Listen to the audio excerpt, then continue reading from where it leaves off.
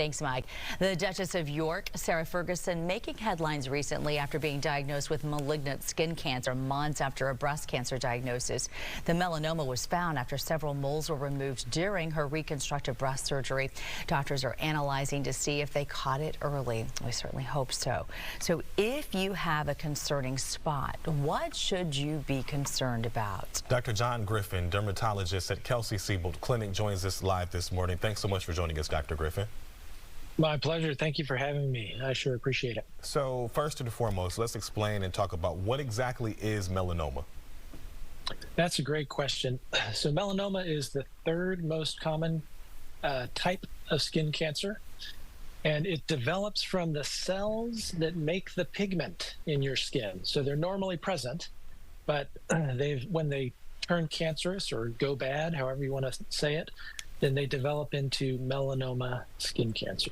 A lot of times it can be hard to remember what the symptoms are for different types of problems, but we make it easy with this one with the ABCs. So talk about those signs that people should truly be on the lookout for. Absolutely. So an easy thing to remember is when in doubt, check it out.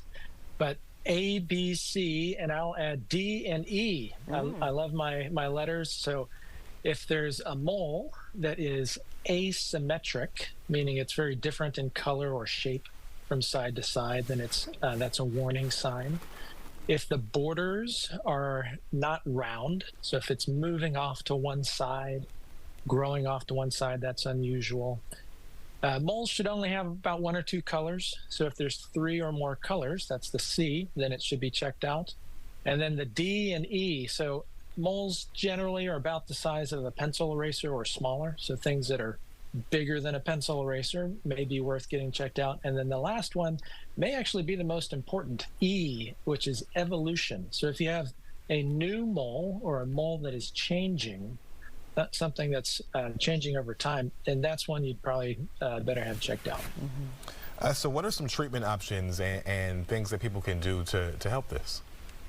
Oh, absolutely. So the good news is melanoma, when it's caught early, is curable 99% of the time. So those are good numbers, good odds.